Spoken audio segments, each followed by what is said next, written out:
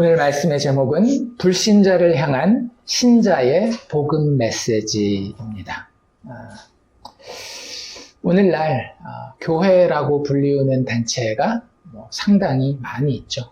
지역마다 조금씩 다르겠지만 저희가 경험했던 한국 사회라든지 미국 사회라든지 이런 데는 법적으로 일단 기본적인 자유가 보장되어 있기 때문에 누가 어디에 어떻게 교회를 세우는 것에 대해서 큰 제약이 없어요. 본인이 재정적으로나 다른 어떤 물적, 인적 자원에 대해서 생각할 때 좀 어려울 수 있다 이런 생각을 할 수는 있지만 원한다면 언제든지 교회를 세우는 것은 우리에게 가능합니다. 그래서 참 많은 교회가 있죠. 한국은 지금은 좀 기독교가 하락세에 있다라고 얘기를 하지만 밤에 높은 데 올라가서 보면 서울에 다 십자가밖에 안 보인다는 이야기를 할 정도로 참 많은 교회들이 있고 미국도 한때는 기독교 국가라는 이야기를 들었을 정도로 기독교인들이나 교회가 많이 있다라는 것을 우리는 알고 있습니다. 그런데 좀 안타까운 것은 무엇인가 하면 이렇게 많은 교회와 또 그 교회에 속한 신자들, 기독교인들, 성도들이라고 하는 사람들이 개인뿐만 아니라 방금 얘기했던 공동체를 다 포함해서 오늘날 교회는, 오늘날 성도는 과연 어떤 메시지를 강단에서 선포하고 있으며 또 세상 가운데에 증거하고 있는지를 오늘 다시 한번 생각해 볼 수 있기를 원합니다. 평범한, 진짜 아주 평균치의 교회 밖의 사람들이 생각하는 교회가 던지는 메시지의 핵심은 무엇일까요? 안타깝게도 그들이 가지고 있는 교회에서 말하는 메시지의 핵심은 성경이 이해하는 것과는, 성경이 설명하고 증거하는 것과는 좀 많이 다르다라는 것을 대화를 통해서 우리는 금방 쉽게 알게 됩니다. 많이 일반적으로 그들이 오해하고 있는 교회 메시지는 뭐죠? 예수 믿고 하나님 믿으면 성공합니다. 병이 낫습니다. 잘 됩니다. 자식이 잘 풀릴 겁니다. 이런 것이 교회가 주는 중요한 메시지라고 생각하는 경우들도 있고요.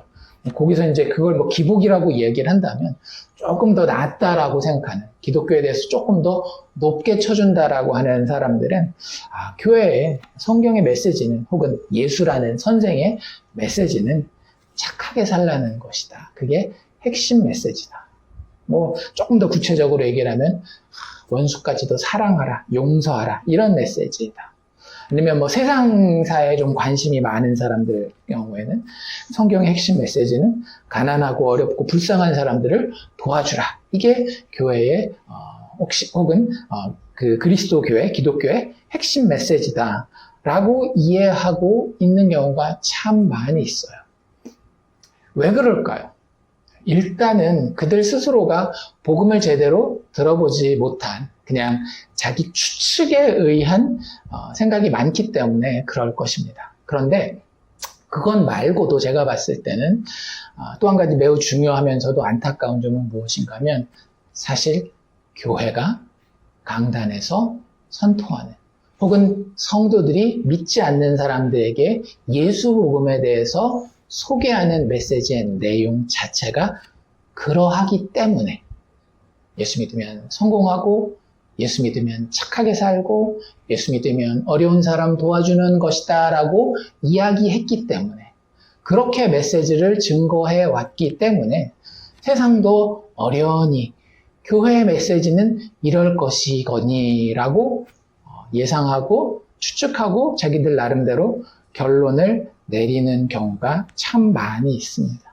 그래서 기복적인 메시지뿐만 아니라 많은 사람들은 교회의 핵심 메시지를 도덕적이거나 사회적인 메시지로 항상 이해를 해요. 그래서 사회에 무슨 이슈가 있을 때마다 교회가 뭐라고 이야기하는지, 그들이 이야기하는 그 기독교에는 좀 범위가 넓잖아요. 그래서 교황이 무슨 말을 하고 있는지, 기독교계, 개신교계의 큰 목사님이라고 하는 분들이 그 이슈에 대해서 뭐라고 이야기하는지를 세상 자체가 이렇게 쳐다보고 있어요. 그런데 교회 핵심 메시지는 기복적이거나 도덕적이거나 사회적인 메시지가 아니라는 것을 우리는 분명히 알아야 합니다. 너무 쉬운 그 반론은 무엇인가 하면 성경에 자꾸 구약으로 넘어가지 말고 신약에 한정해서 봅시다. 왜냐하면 우린 구약 이스라엘이 아니잖아요. 구약 이스라엘은 구약 이스라엘의 자리가 따로 있었고 그것은 그림자의 자리였습니다. 실질적으로 우리가 있는 자리를 살펴보려면 우리는 항상 교회 시대, 신약 시대로 가야 되는데 신약 시대의 예수의 모습이나 초대 교회의 모습에서는 도덕적으로 살거나 가난한 사람을 돕거나 혹은 사회정의를 바로 세우거나 인생의 문제가 잘 풀리는 데에 우선순위를 두어서 기독교의 메시지를 복음 진리를 예수 복음의 내용을 선포한 일이 없습니다. 성경을 정직하게 읽어보세요. 자꾸 예수를 도깨비방망이처럼 우리의 소원이나 요구를 들어주는 존재나 아니면 어떤 사람이 이야기하는 것처럼 사회적인 혁명가나 도덕 선생으로 이해하는 것은 진짜 신약 성경을 정직하게 읽지 않은 결과입니다. 신약 성경은 그런 것에 대해 언급은 하죠. 언급은 하지만 절대적인 우선순위로 이것이 기독교회의 메시지입니다라고 이야기하지 않아요. 그리고 아주 좋은 그 사례 중에 하나가 오늘 우리가 읽은 사도행전 26장의 사도 바울의 변명입니다. 24절에 보면 바울이 같이 변명하였다라고 이야기를 하고 있잖아요. 사도 바울이 자기 자신에 대해서 이야기하기도 하지만 사실은 기독교라고 하는 것의 내용에 대한 이야기를 하고 있는 거예요. 왜냐하면 사도 바울이 지금 고소당하고 있는 것은 결국에는 누가 고소당하고 있는 거였어요? 교회가, 예수 믿는 신자들이 고소당하고 있는 것이었습니다. 그리고 그들이 하는 이야기에 반해서 그것이 아니라 실제 교회가 지금 설교하고 선포하는 메시지, 복음이라고 하는 내용은 이것입니다라고 이야기하는 것이 26장에 사도 바울이 이야기하고 있는 자기 변호, 청문회, 증언의 내용이라고 하는 것입니다. 간단하게 다시 한번 우리 기억을 더듬어 보면 지금 사도 바울은 누구 앞에 서 있는가 하면 아그리빠 왕 앞에 서 있죠. 아그리빠 왕만 있는 것은 아니지만 아그리빠 왕이 그 로마 재판을 위한 이제 사도 바울이 황제 앞에서 로마 황제 앞에서 재판하기로 상소했을 때에 그것이 받아들여져서 그 로마 재판을 준비하기 위한 청문회 가운데에 제일 중요한 인물로 아그리빠 왕이 그 모든 것을 주관하는 가운데에 있습니다. 사도 바울에게 모든 분위기가 유리하지는 않은 상황이라고 이야기를 했죠. 그래서 극도로 사도 바울에게 적대적인 자들이 분명히 많이 있었을 거고요. 유대인들로서 정치, 사회적인 영향력이 있는 사람들이 분명히 여기 있었을 것이고 또 우리가 생각하는 중립적이라고 생각할 수 있는 사람들, 아그리빠라든지 버니게, 또 베스도 총독 혹은 뭐 로마 계열의 이런 관리들은 바울에게 극도로 적대적이지는 않을런지 모르겠지만 우리가 이렇게 쭉 살펴봐서 알겠지만 그들은 부패하고 거짓된 무리들이었어요. 어떻게 해서든지 정치적인 입지를 자기에게 유리하게 가져가는 데에만 관심이 있었지 뭐가 맞고 뭐가 틀린지에는 그렇게 큰 관심은 없는 사람들이었습니다. 모든 상황이 사실은 사도 바울에게는 쉽지 않은 그런 상황이었음에도 불구하고 사도 바울은 대상이 누가 되든지 자기가 서는 그 자리를 어떤 자리로 받는가 하면 주님이 부르신 자리로 받던 거예요. 그리고 그 자리에서 주님이 명하신 사명을 감당하고 있습니다. 주님이 사도 바울에게 뭘 명하셨죠? 우리가 읽은 17절 바로 위에 16절에 보면 다메섹 도상에서의 회심에 대한 간증을 할 때 예수님이 자신에게 주신 사명에 대해서 이렇게 이야기를 하죠. 일어나 너의 발로 서라. 내가 네게 나타난 것은 곧 네가 나를 본 일과 장차 내가 네게 나타날 일로 너로 종과 증인을 삼으려 함이니. 사도 바울은 자기가 누구 앞에 서든지 간에 이제부터 내가 서는 그 자리는 어떤 자리로 본 거예요? 예수 부활의 증인과 종으로서, 사환으로서 서는 자리로 본 것입니다. 그러니 그들이 자신에게 극도로 적대적인 사람들이 되었건 부패한 정치 세력들이 되었건 아무 상관이 없어요. 내가 이 자리에 선 것은 예수 그리스도의 복음 진리를 증거하기 위함이다. 어떤 복음 진리겠어요? 내가 너에게 나타난 것.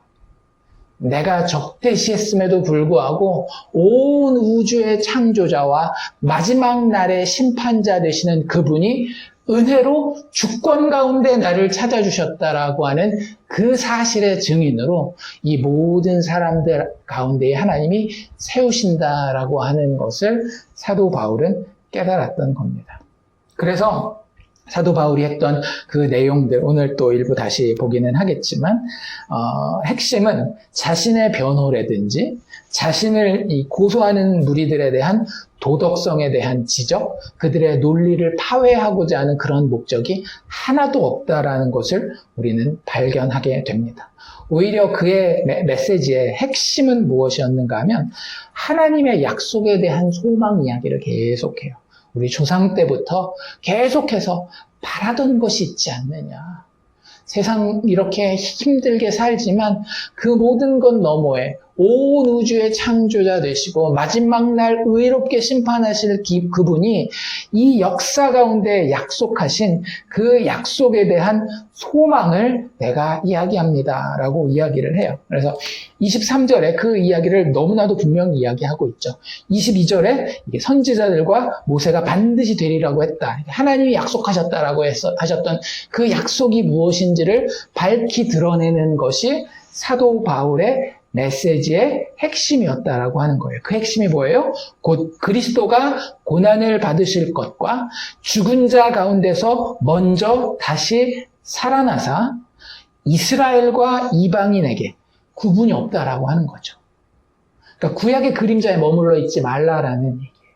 이제 모든 죄인은, 아니 이전에도 사실은 모든 죄인은 이 어린 양 대신 그리스도의 고난과 죽음과 다시 살아나심 때문에 유일하게 하나님의 약속의 소망에 동참할 수 있는 자가 되기 때문에 그분이 살아나사 이스라엘과 이방인들에게 빛을 전하시리라 라고 한 것이 교회의 사도 바울의 메시지의 핵심이라고 하는 거예요. 이 자리에 있는 사람들, 누가 구원받을 수 있는지를 내가 당신들의 눈빛이라든지 허리의 각도라든지 이런 것들을 통해서 판단할 수는 없지만 하나님께서 예수 그리스도를 통해 구원할 자들이 내 앞에 있으며 그들은 반드시 그 음성을 듣고 빛을 받아 하나님께로 나올 것입니다 라고 이야기하는 것. 즉 기승전 예수가 결국 사도 바울의 청문회 증언, 즉 예수 복음 선포의 핵심이었다라고 하는 거죠. 우리도 똑같아야 하는 겁니다. 초대교회, 사도 바울 때의 초대교회와 오늘날 현대 우리가 경험하는 교회는 절대 그 본질이 다르지 않습니다. 왜냐하면 같은 구원자를 섬기고 같은 영에 의해서 이끌림을 받으며 같은 아버지께 영광을 돌리고 있는 공동체가 바로 교회요. 거기에 속해 있는 자들이 그리스도인들, 성도, 신자이기 때문에 이 모습은 결국 누구의 모습이어야 된다라는 거예요? 우리의 모습이어야 한다라고 하는 거예요. 이건 그때나 그렇다라고 생각한다라고 한다면 우리는 기독교를 그리고 성경을 너무나도 크게 오해하는 것이 될 것입니다. 그래서 그 기승전 예수, 오직 예수의 이야기가 나에게 나타나신 예수, 그분의 은혜, 그분이 하신 일, 그것의 의미, 이런 것들을 이야기하는 것이 교회의 복음 메시지 핵심이라고 하는 사실을 우리가 기억해야 됩니다.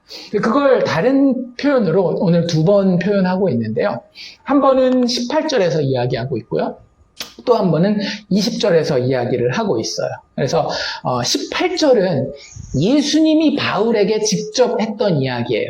예수님이 내가 너를 사용할 때에 너를 통해서 일어나는 일이 어떤 일일 것이야 라고 하면서 예수님이 하실 일에 대해서 예수님이 바울을 통해 하실 일에 대해서 이렇게 이야기를 합니다. 이게 바로 교회가 세상 가운데에 던지게 되는 메시지인 거죠.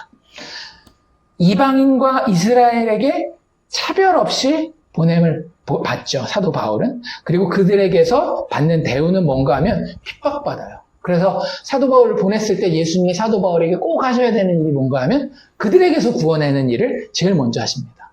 이게 17절에 나와 있는데, 이스라엘과 이방인들에게서 내가 너를 구원해야 될 것이다.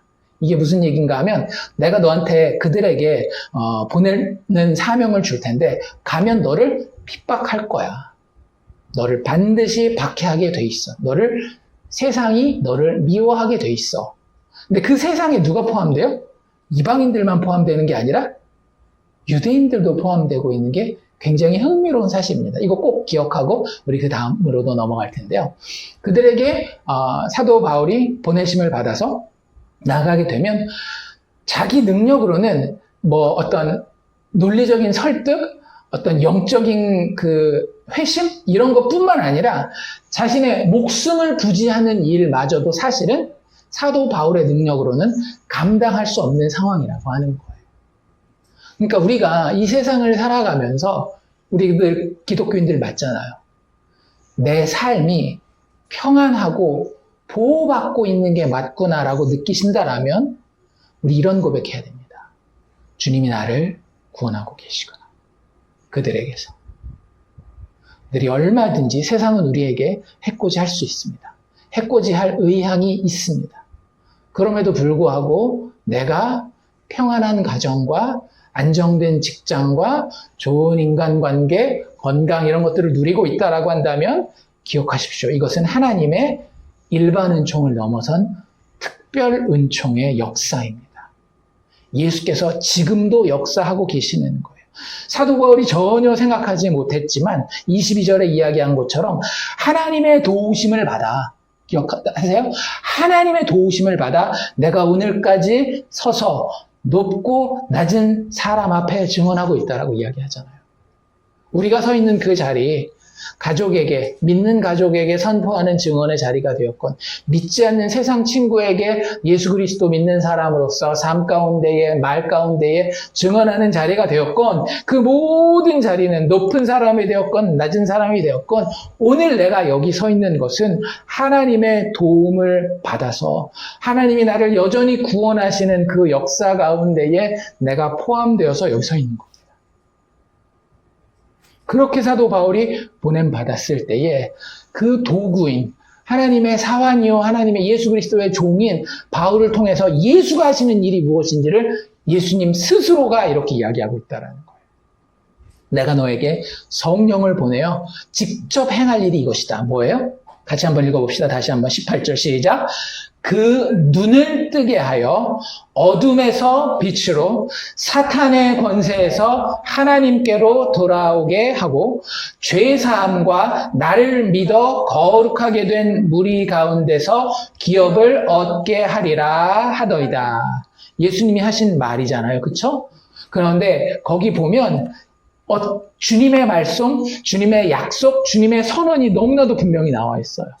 사도 바울을 통해서 예수님이 세상 가운데 그들이 이스라엘이 되었건 이방이 되었건 무슨 일을 할 것이냐, 교회 메시지, 교회의 사명, 그러니까 교회가 막 내가 책임지고 하겠다라는 게 아니라 교회라는 채널을 통해서 믿는 사람, 신자라고 하는 사람들을 통로로 사용하여서 예수님이 무슨 일을 할 것인지에 대한 핵심이 나와 있다라는 거예요.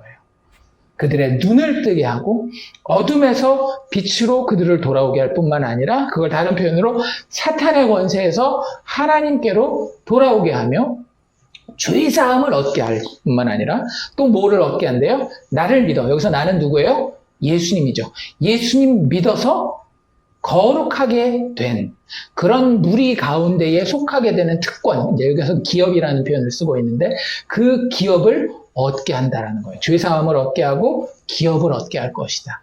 이게 예수님이 교회를 통해서, 성도를 통해서 하실 일이며 교회를 통해서 교회가 던지게 될 메시지라고 예수님이 사도 바울에게 너무나도 분명하게 이야기해 주셨다는 거예요.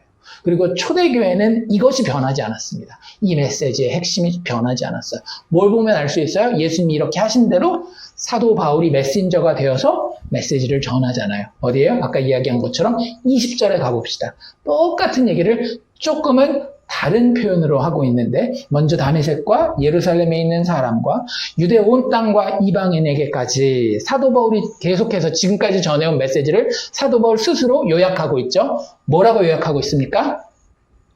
회개하고 하나님께 돌아와서 회개에 합당한 일을 하라. 자, 18절과 한번 비교해 봅시다. 좀 다른 메시지인가요? 같은 메시지인가요? 결론부터 말씀드리면 표현은 많이 달라 보이지만 내용은 똑같은 겁니다. 회개하라. 이거 무슨 뜻일까요? 눈 뜨란 얘기예요.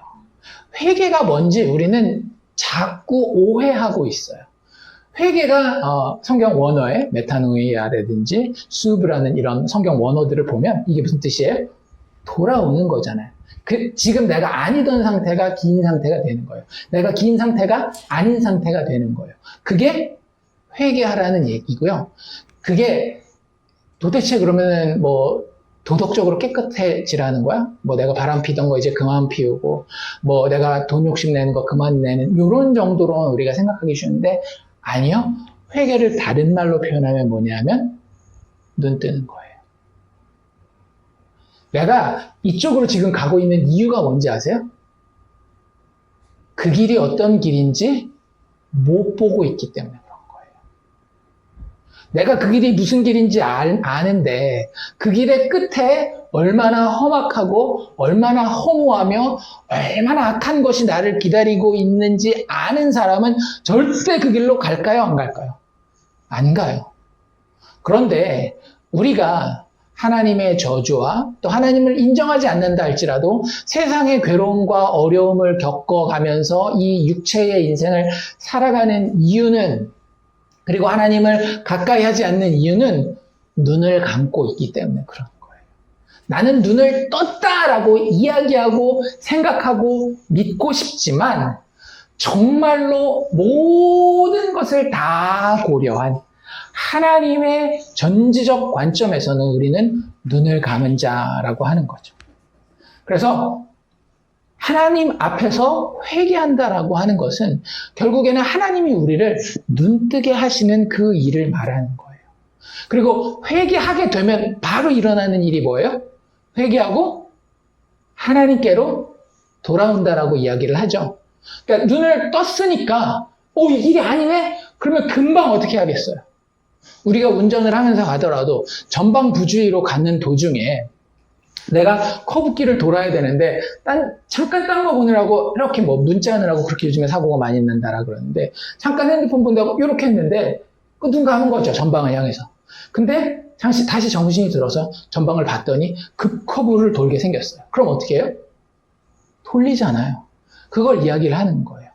회개하게 되면 하나님께로 돌아가게 됩니다. 그걸 예수님은 뭐라고 표현했는가 하면 그 눈을 뜨게 하여서 어떻게 한대요? 어둠에서 빛으로 간대요. 이건 상당히 문학적인 표현이죠.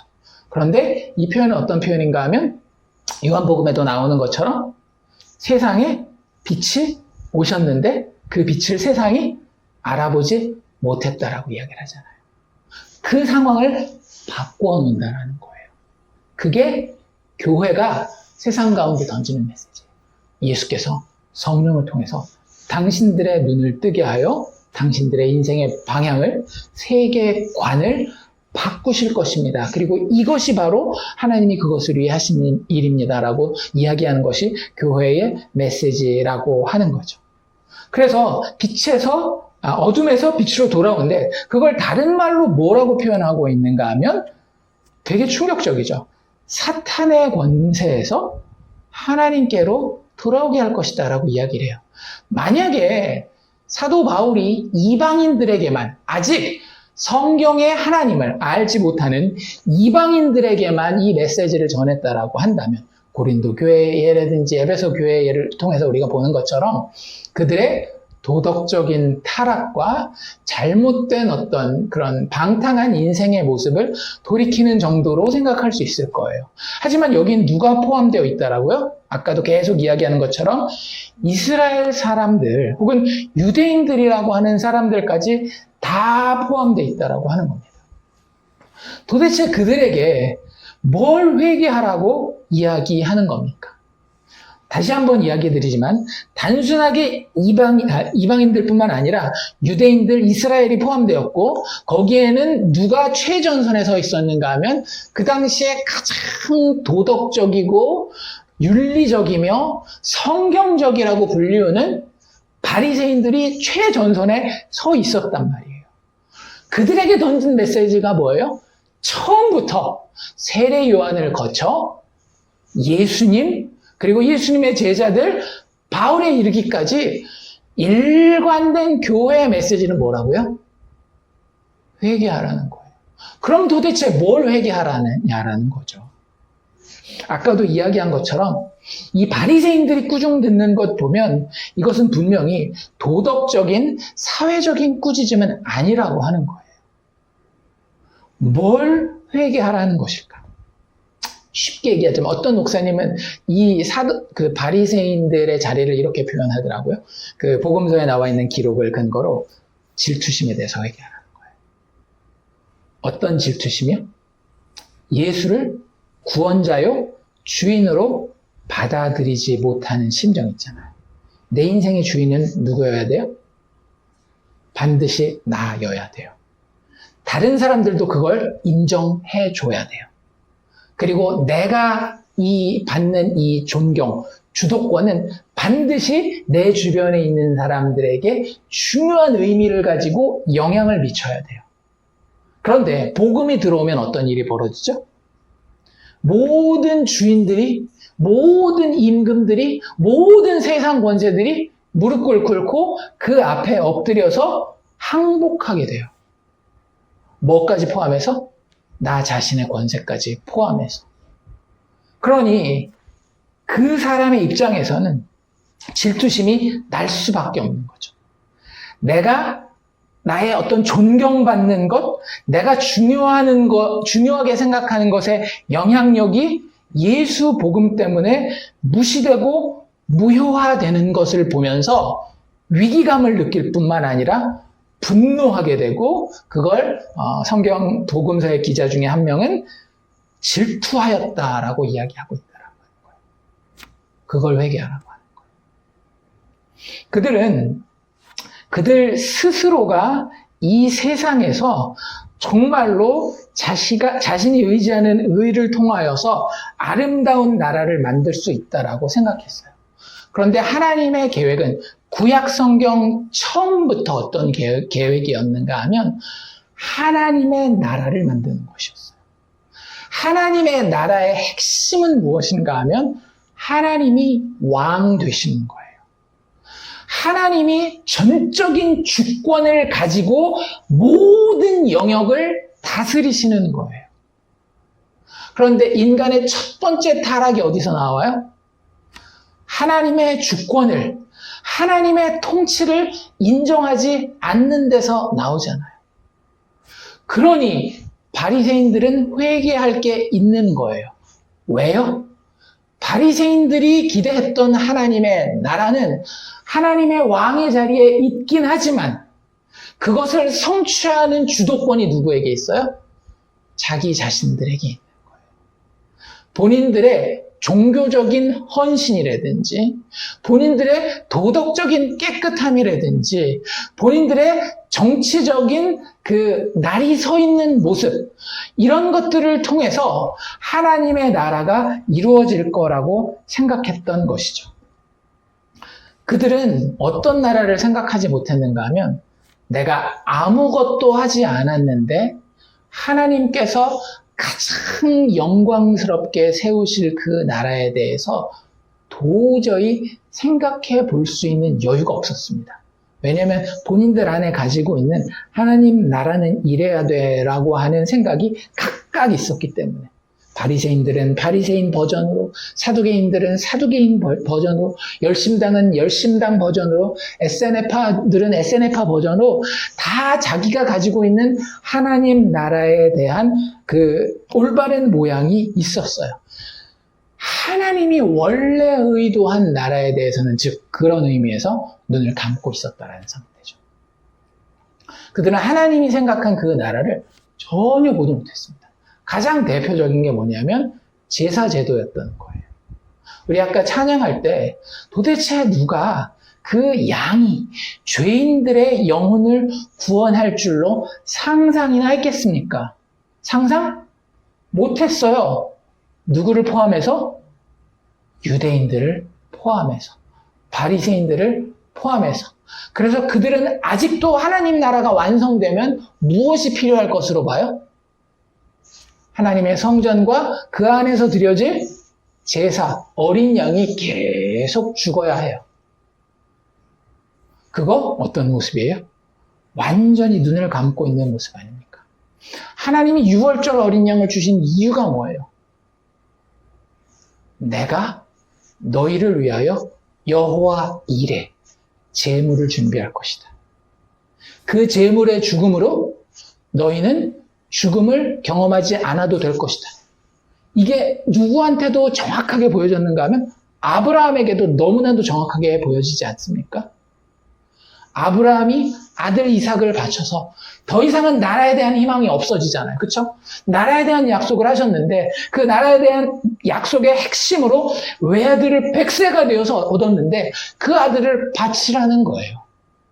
이 아들이 이제 이 제단에서 죽어가면 더 이상 이 나라는 약속대로 받을 수 없는 나라가 되는 거죠. 그런데 아브라함이 어떻게 해요? 믿음으로 순종할 때에 하나님이 자신의 방법을 보이시잖아요. 자, 봐라. 내가 내 나라를 어떻게 이루어가는지. 어떻게 해요? 미리 준비하였던 양으로. 그 아들을 대신해 죽게 함으로. 인간을 대신해 죽게 함으로 그 나라가 계속해서 소망을 가지고 이어질 수 있다는 것을 하나님이 이미 그들이 생각하는 자신들의 조상, 시조라고 하는 아브라함에게도 이야기를 해줬어요. 너무나도 분명하게.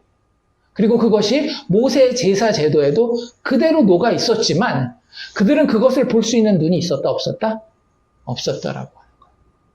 이걸 성경은 뭐라고 얘기를 하는가 하면 어둠이라고 이야기합니다. 그리고 이걸 성경은 뭐라고 이야기를 해요? 사탄의 권세라고 이야기합니다. 교회의 메시지의 핵심은요, 영적인 것에 있습니다. 우리는 자꾸 교회에 와서 이걸 원해요. 어떻게 살아야 하는지 좀 내놓으십시오. 내가 얼마나 착하게 살아야 하는지, 내가 사회에 어떻게 공헌해야 되는지, 직장은 어디를 가야 되는지, 배우자는 누구를 만나야 되는지, 학교는 어디를 가야 되는지, 이거 내놓으라고 자꾸 교회에 와서 목사님이랑 상담도 하고 기도하면서 자꾸 그것도 물어봐요. 그건 다 하나님이 알아서 인도하신 일이고 우리가 어떻게 하더라도 하나님이 크게 간섭하거나 낙담하거나 기뻐하거나 그러실 일이 아니에요. 우리에게 정말 중요한 것은 무엇인가 하면 우리가 하나님이 준비하실 어린 양을 볼 수 있는 눈이 열려 있느냐 아니냐라는 거예요. 조금 더 넓은 의미에서 이야기를 한다면 은혜의 하나님, 오롯이 그분 혼자의 주권과 능력으로 이루실 그 나라를 소망할 수 있는 믿음 가운데 우리가 들어가느냐 아니냐, 이것만 하나님에게는 중요하다라고 하는 겁니다. 왜냐하면 그것을 믿음으로 받는 자는 그 나라의 일부가 될 것이지만 그렇지 않은 자는 그 나라의 대적이 되는 사단의 권세 가운데에 영원히 속할 수밖에 없기 때문에. 정말 중요한 것이 무엇입니까? 어둠, 사단의 권세, 이것은 그렇기 때문에 단순히 도덕적, 사회적으로 악한 것을 넘어서 자기 자신을 의지하고 자기의 의로 만족하는 교만한 상태를 이야기를 하는 거예요. 그렇기 때문에 여기엔 누구도 포함될 수 있는 거예요? 더러운, 도덕적으로 문란한 삶을 사는 이방인들 뿐만 아니라 성경을 가지고 율법을 지킨다라고 하는 유대인들, 이스라엘까지 포함됐던 겁니다. 그들을 다 합쳐서 그들이 공통적으로 가지고 있는 자기 자신을 의지하고 자신의 의를 만족하는 그 교만한 상태를 예수님은 정확하게 너희들 어둠 가운데 있으며 사단의 권세 가운데에 있는 것이다 라고 이야기하고 있다라고 하는 거죠. 그 얘기하는 거예요. 교회의 메시지는. 세상이라고 하는 게 왜 너희들은 예수 안 믿으니까 그렇게 성적으로 물러나게 살고 도덕적으로도 다른 사람들한테 그렇게 다른 사람들을 해하며 사느냐. 그런 메시지가 교회의 핵심이 아니라고 하는 거예요. 예수님 스스로가 직접 밝힌 메시지의 핵심입니다. 죄인들의 눈을 뜨게 하여서 그들로 하여금 어둠에서 빛으로 사단의 권세에서 하나님께로 돌아오게 하는, 즉 회개하고 하나님께 돌아오게 하는 것이 교회의 핵심 메시지입니다. 우리가 믿음의 사람들과 교제할 때에 그럴 수 있기를 원해요. 여러 가지 굉장히 중요하게 보이는 많은 것들이 있어요. 그런데 정말 나는 그 상황을 바라볼 때에 눈을 뜨고 바라보고 있는가? 눈을 감고 바라보고 있는가? 내가 그들에게 믿음의 사람으로서 전해주는 이 말이, 나의 메시지가 눈을 감은 사람으로서 전해주고 있는 메시지인가? 눈을 뜬 사람으로 전해주고 있는 메시지인가? 사도 바울이 예수님을 처음 만났을 때 일어난 일이 뭐예요? 눈에 대한 이야기 아니었습니까? 어떤 일이 벌어졌죠? 이상하다. 분명히 예수님을 만나면 눈을 뜬다 그랬는데 사도 바울은 어떻게 됐어요? 앞을 못 보게 됐잖아요. 그게 뭘 얘기를 하는 건가 하면요. 눈을 뜨려면, 우리가 영적인 눈을 뜨려면 어떤 일이 벌어져야 되는가 하면 세상에 대한 눈이 감아져야 된다.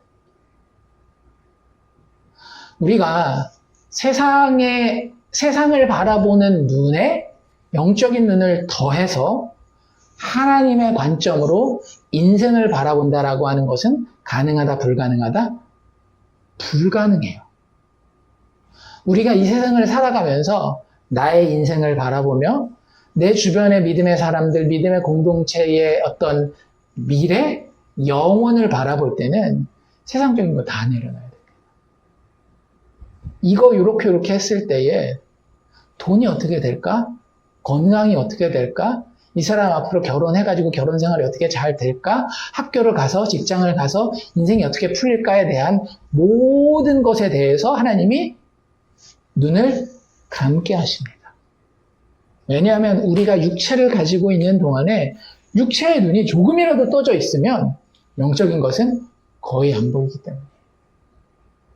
육체의 눈으로 보는 것도 필요하긴 합니다. 그런데 그게 영적인 눈에 순종하고 그 아래 들어가 굴복할 때에 제대로 사용될 수 있지, 이 눈 절반, 영적인 눈 절반 떠가지고는 절대 우리가 하나님의 나라에 대한 이해를 이 세상에서 육체를 가지고 사는 동안 제대로 할 수 없다라고 하는 거예요.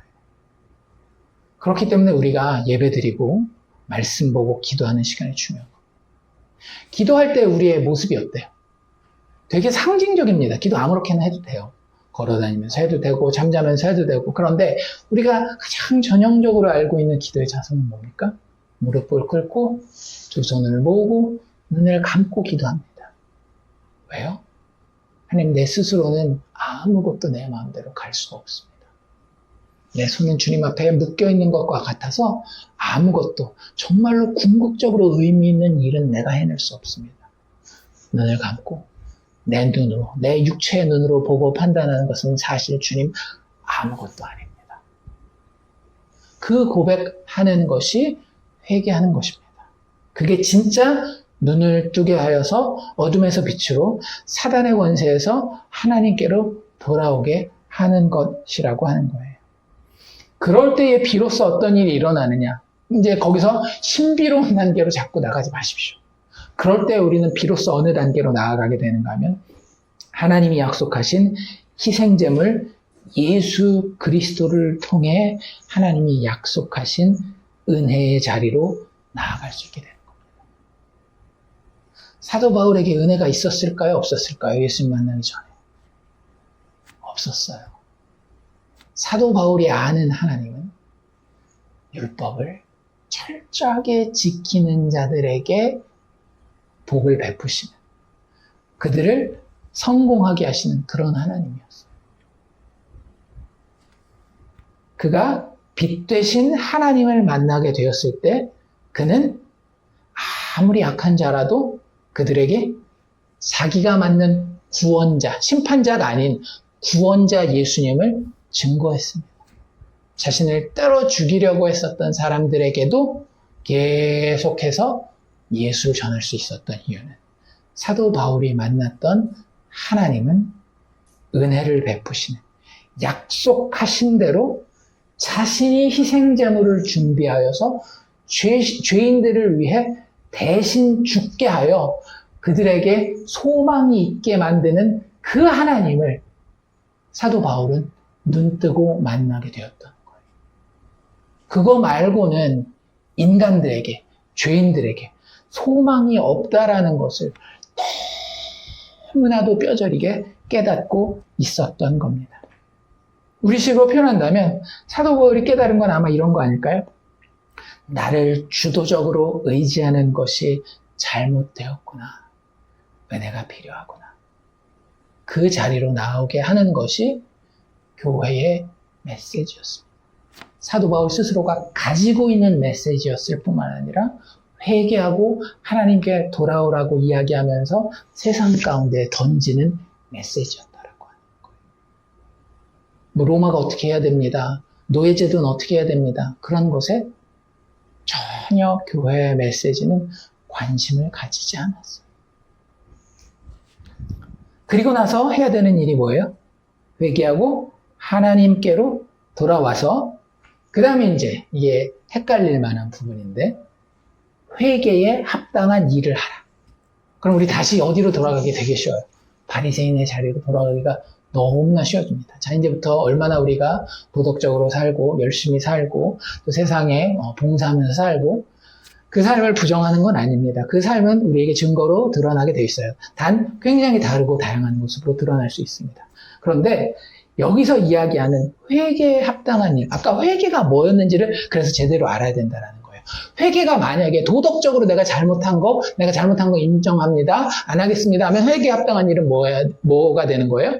세상이 이야기하는 도덕적인 일을 하면 되는 거예요. 사회적으로 더 다른 사람에게 이익이 되는 일을 하는 게 회개에 합당한 일을 하는 거예요. 그런데 우리가 이야기하는 회개의 정의는 그게 아니었죠. 회개는 뭐라 그랬어요?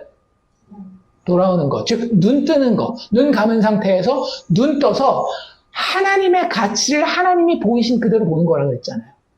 희생하시는 분. 그래서 은혜로 자격 없는 죄인을 그 아들 안에서, 어린 양 안에서 구원하시는 분으로 만나는 거였잖아요. 사도 바울 자체가 어땠어요? 내가 핍박하는 그 예수가 나를 찾아와서 만나주신 은혜의 하나님을 만난 거 아닙니까? 그렇기 때문에 내가 은혜를 보지 못하고 나의 의를 내가 의지하고 나의 의를 통하여 만족할 뿐만 아니라 나의 의로 교만했던 그 자리에서 나는 아무것도 가치 없는, 나는 쓰레기와 같은 죄인이지만 하나님이 나에게 은혜를 베푸십니다를 볼 수 있는 자리로 나온 자에게 회개에 합당한 열매는 무엇인가 하면 도덕적인 탁월함이나 사회적인 공헌, 종교적인 열심이 아니라 예수를 고난받고 죽음 가운데에서 다시 살아나신 그리스도로 믿는 것이 바로 회개에 합당한 일입니다. 요한복음에도 나와 있죠. 하나님 앞에 우리가 할 수 있는 일이 뭐라 그랬어요? 보내신 이를 믿는 것.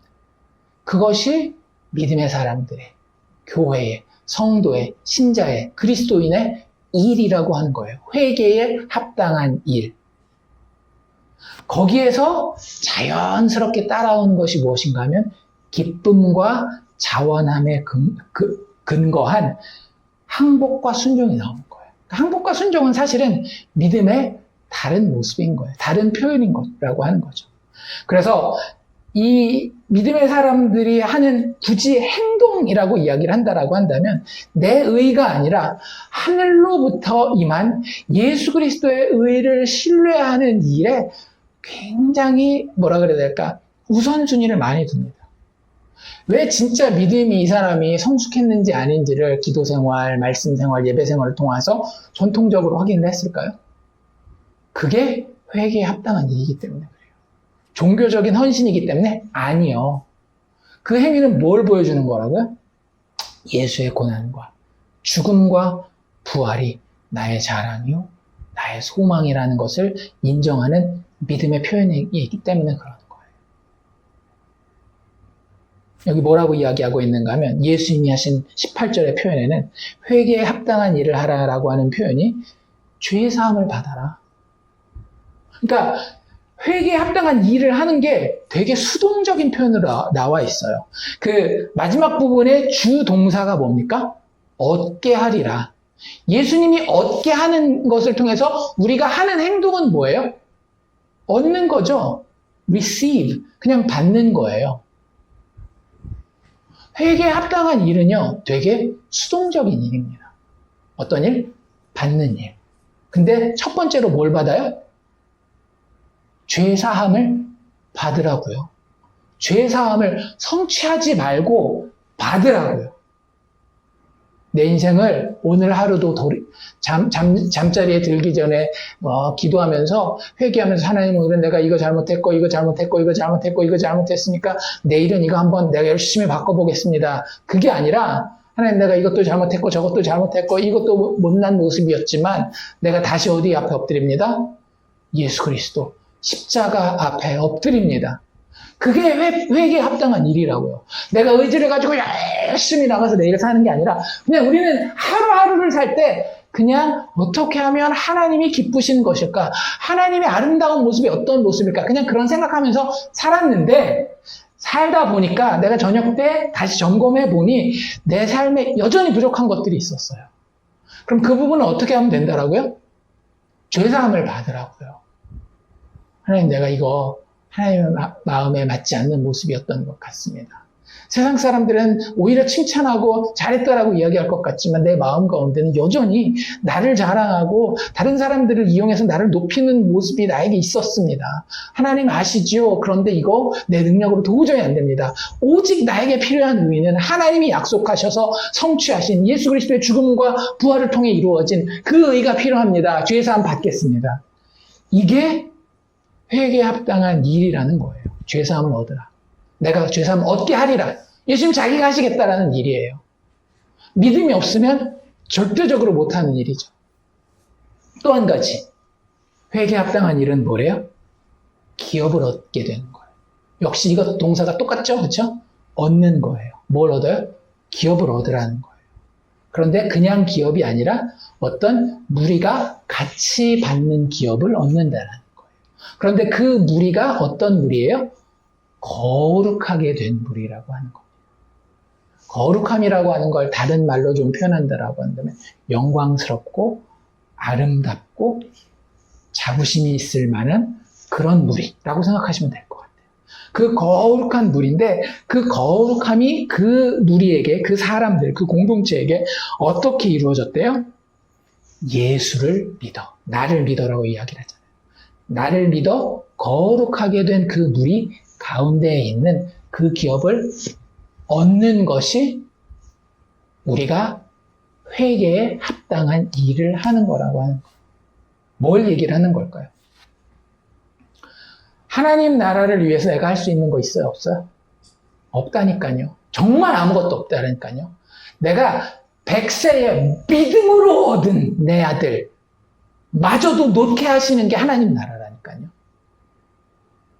내 믿음도 자랑할 것이 아닌 것이 되는 그 나라. 그 나라를 그대로 하나님이 주셨기에 내가 항복하고 순종하며 기쁘게 받습니다. 하나님의 나라의 영원한 복락과 그 안에서 이루어질 하나님과의 영원한 교제를 정말로 감사함으로 그대로 받는 그런 믿음의 행위가 바로 회개에 합당한 일이라고 하는 거예요.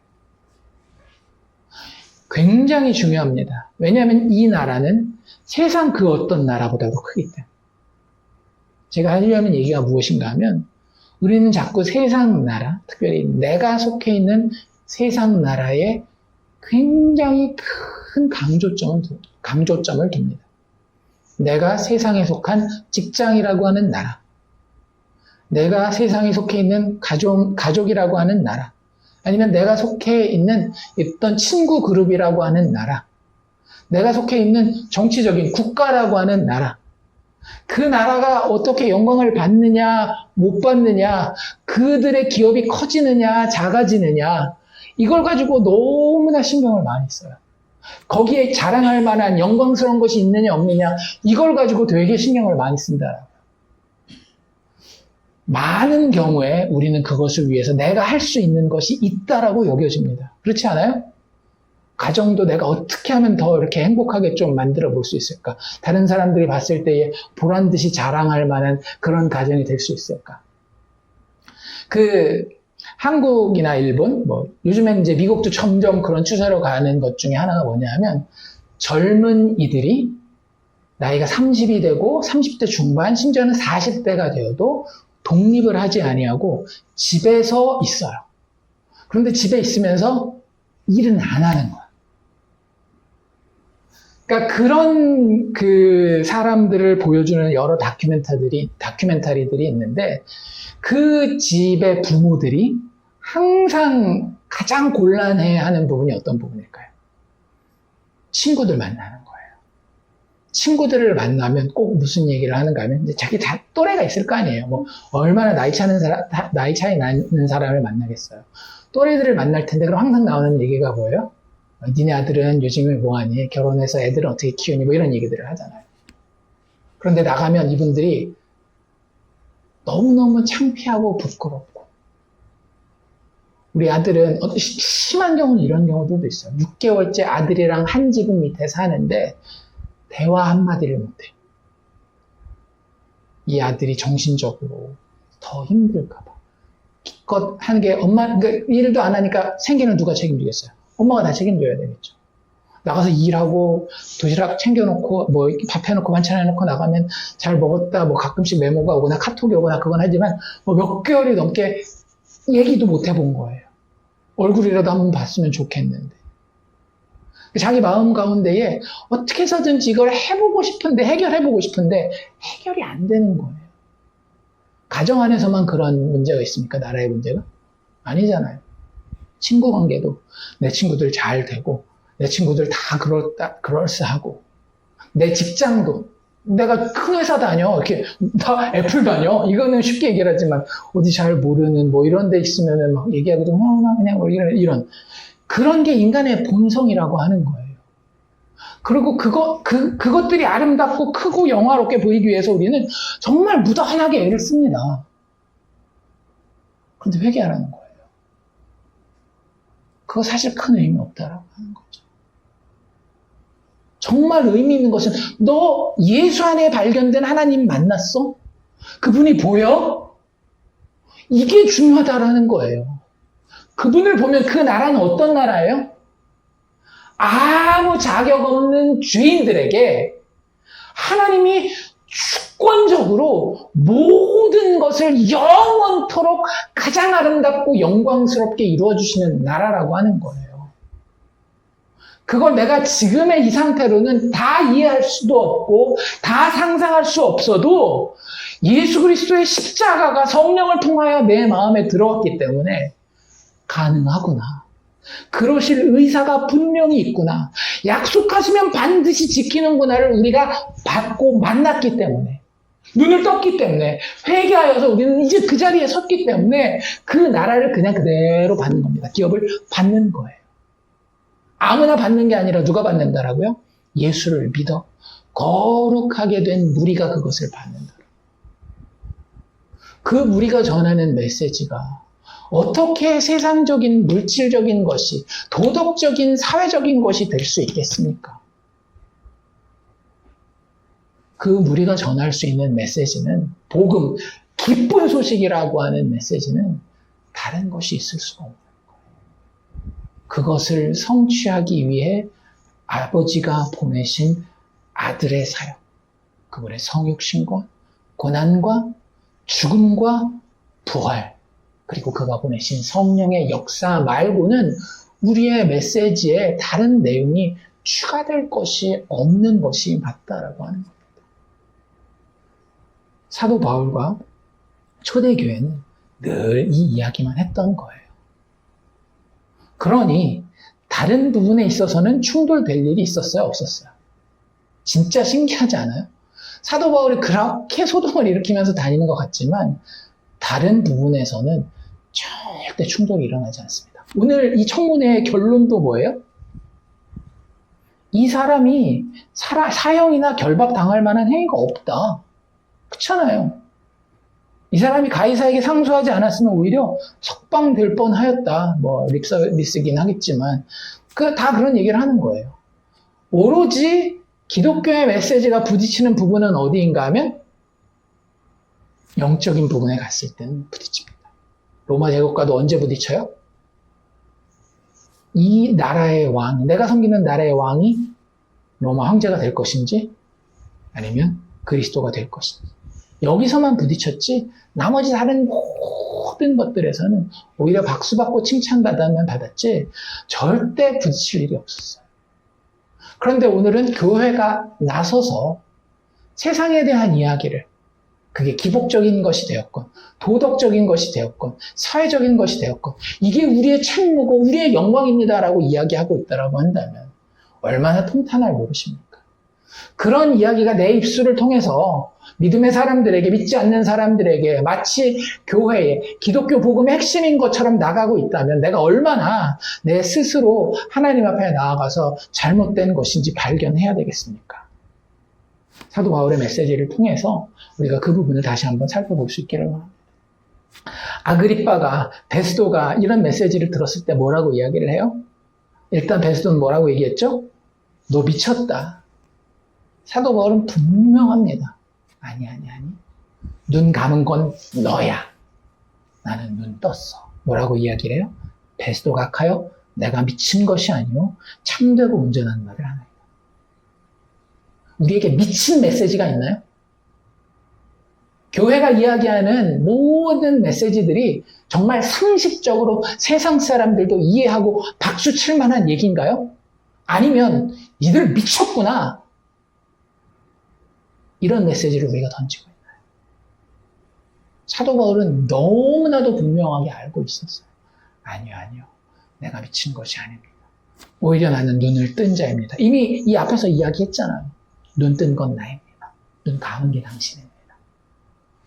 참되고 온전한 말을 나는 눈 뜬 자로서 은혜의 하나님, 예수 그리스도를 통해 드러난 그 하나님에 대한 이야기를 나는 하고 있는 것입니다.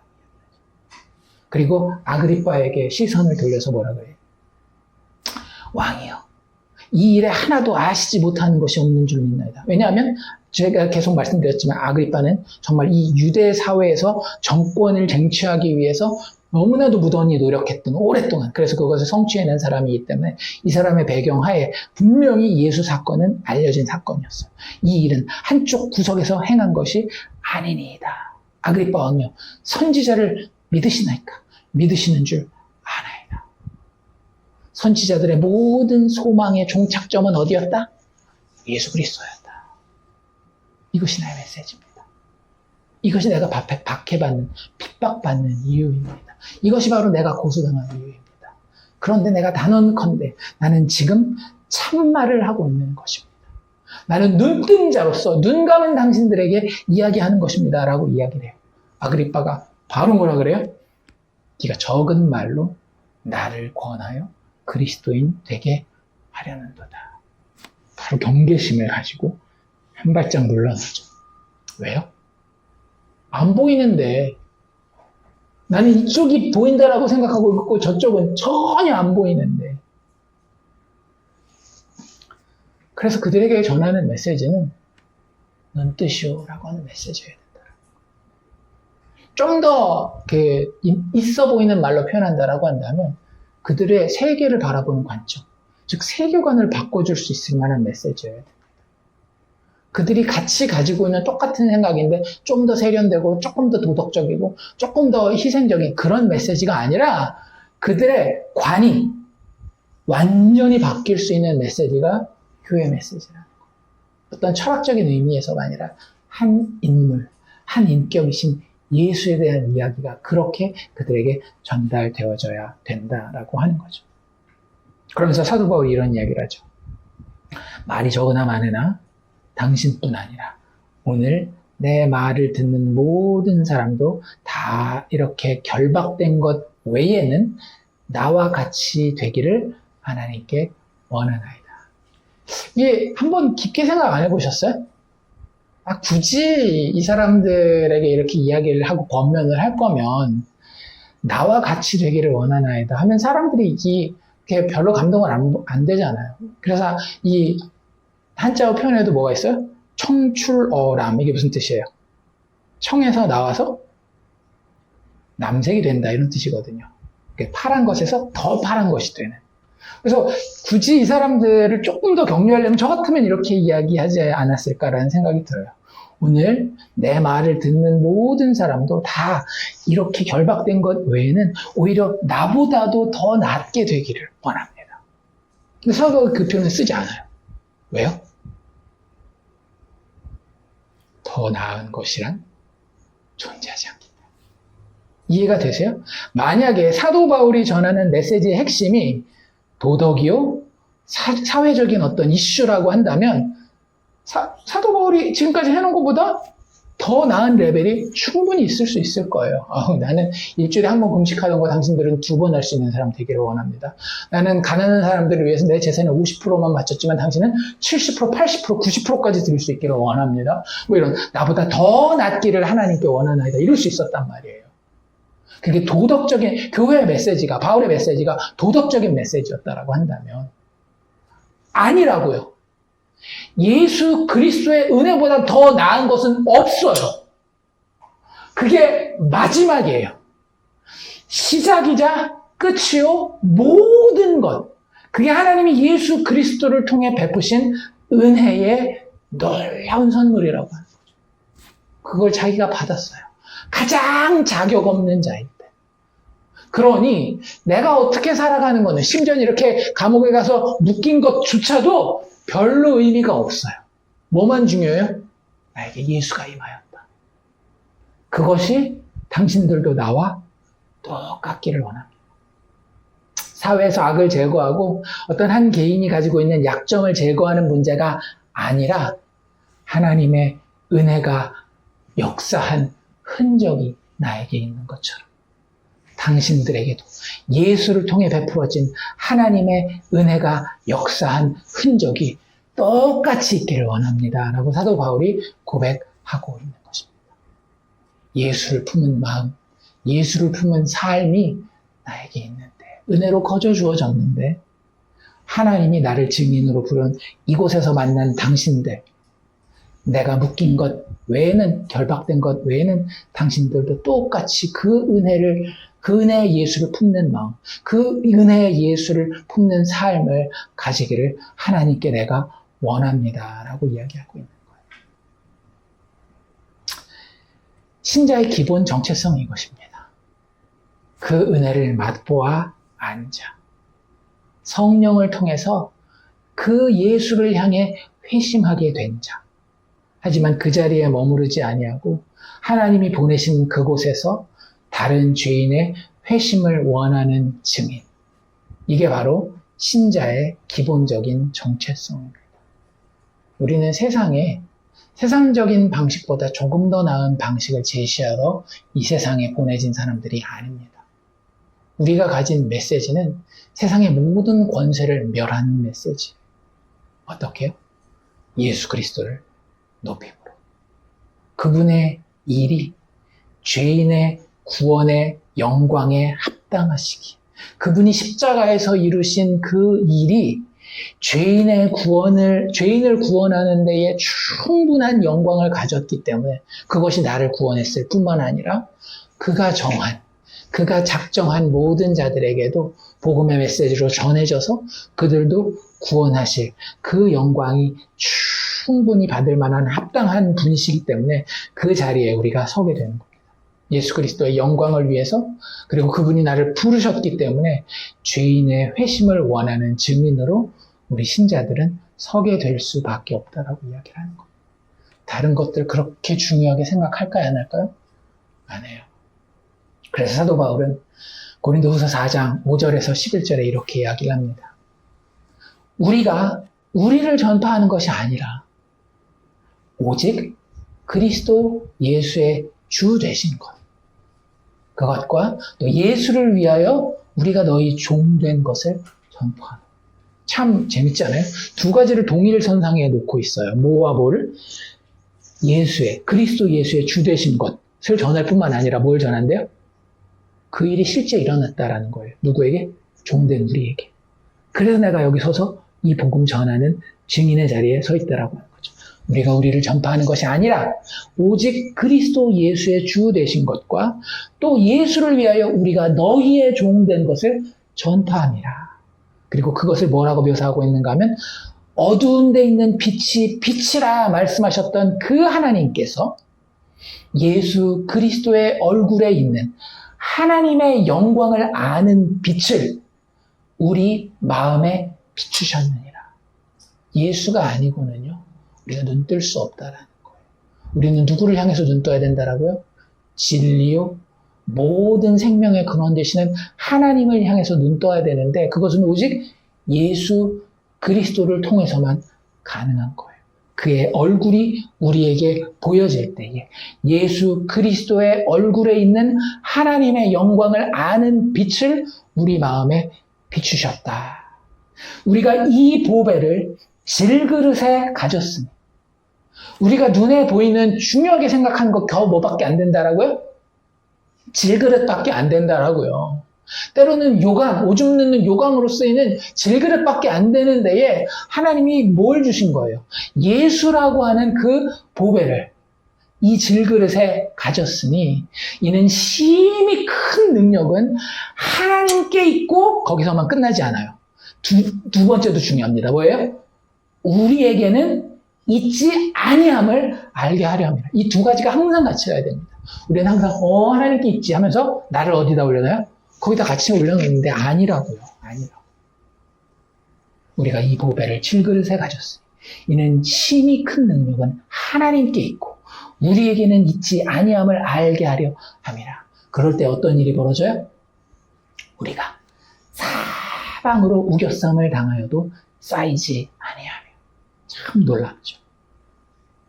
거꾸로 답답한 일을 당하여도 낙심하지 아니하며 박해를 받아도 버린 바 되지 아니하며 거꾸러뜨림을 당하여도 망하지 아니하고 우리가 항상 예수의 죽음을 몸에 짊어지면 예수의 생명이 또한 우리 몸에 나타나게 하려 합니다. 여러분들, 우리가 증인으로서 이런 모습 가운데 예수 복음의 증인이 되고 있습니까? 아니면 우리가 우겨싸움을 당하면 꼼짝도 못하고 너무 위축되고 답답한 일만 당하면 낙심하고 박해받았으니까 온 세상이 다 버림받은 것처럼 그렇게 생각하고 그렇게 느끼고 거꾸로 뜨림을 당하였으니 나는 다시 일어나지 못할 정도로 망했다라고 생각하고 있지는 않습니까? 그렇지 않다.